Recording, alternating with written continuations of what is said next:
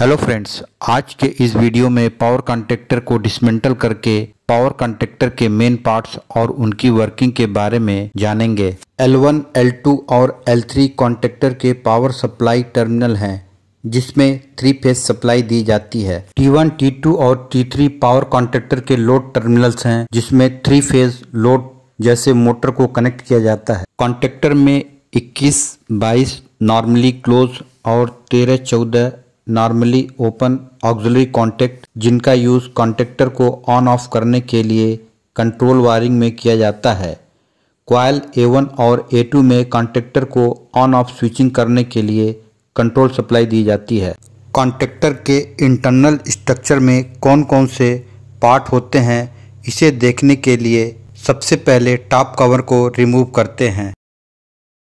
यहाँ हम arc interrupter को रिमूव कर रहे हैं जो कॉन्टैक्टर की ऑन ऑफ स्विचिंग के समय प्रोड्यूस हुए आर्क को तीनों फेजों के बीच फैलने से रोकता है जिससे इनके बीच शॉर्ट सर्किट न हो सके।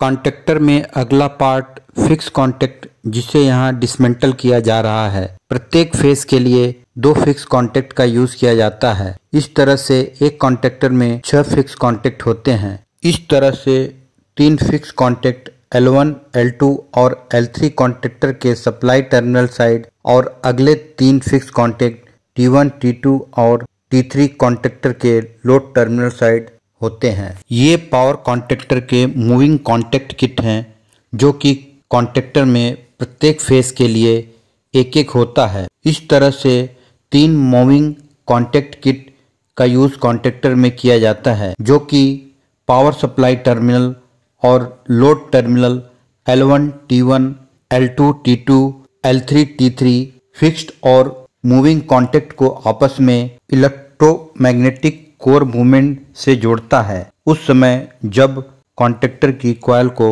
सप्लाई दी जाती है। यह एक इलेक्ट्रोमैग्नेटिक कंट्रोल कॉइल है जिसमें कंट्रोल वोल्टेज अप्लाई करने पर एक मैग्नेटिक फ्लक्स क्रिएट होता है जिससे टॉप मैग्नेटिक कोर जिसमें मूविंग कॉन्टैक्ट किट अटैच रहता है बॉटम मैग्नेटिक कोर द्वारा अट्रैक्शन किया जाता है जिससे फिक्स कॉन्टैक्ट और मूविंग कॉन्टैक्ट के बीच कॉन्टैक्ट बन जाता है और करंट का फ्लो सप्लाई टर्मिनल से लोड टर्मिनल की ओर होने लगता है। यह बॉटम मैग्नेटिक कोर है जिसमें कंट्रोल कॉइल फिक्स रहती है और यह टॉप मैग्नेटिक कोर है जिसमें मूविंग कॉन्टैक्ट किट फिक्स रहता है। जब हम कंट्रोल कॉइल में पावर अप्लाई करते हैं तो मैग्नेटिक फ्लक्स क्रिएट होने की वजह से bottom magnetic core top magnetic core को अपनी ओर अट्रैक्ट करता है जिससे फिक्स कॉन्टैक्ट और मूविंग कॉन्टैक्ट के बीच कंटिन्यूटी बन जाती है और लोड साइड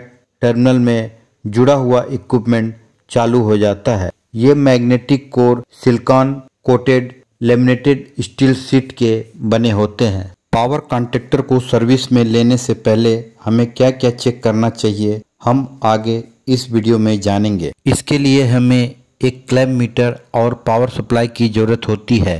सबसे पहले क्लैंप मीटर की नॉब को कंटिन्यूटी पोजीशन में रखते हैं। आइडियली जब कॉन्टैक्टर की कंट्रोल कॉइल को सप्लाई नहीं दी जाती है तब ऑक्सिलरी कॉन्टैक्ट 21, 22 NC के बीच कंटिन्यूटी मिलती है और एनो कॉन्टैक्ट 13, 14 पावर सप्लाई टर्मिनल और लोड टर्मिनल के बीच कंटिन्यूटी नहीं मिलती और हमें कंट्रोल कॉइल के अक्रॉस कॉइल का रेजिस्टेंस देखने को मिलता है। इसके अपोजिट जब कॉन्टैक्टर की कंट्रोल कॉइल को सप्लाई सोर्स से जोड़ा जाता है तब कंट्रोल कॉइल में मैग्नेटिक फ्लक्स क्रिएट हो जाने की वजह से इलेक्ट्रोमैग्नेट बन जाता है जो कॉन्टैक्टर के मूविंग कोर को अपनी ओर अट्रैक्ट करता है और जब तक कंट्रोल कॉइल में सप्लाई रहती है इलेक्ट्रोमैग्नेट फिक्स और मूविंग कॉन्टैक्ट किट को एक दूसरे के साथ होल्ड करके रखता है।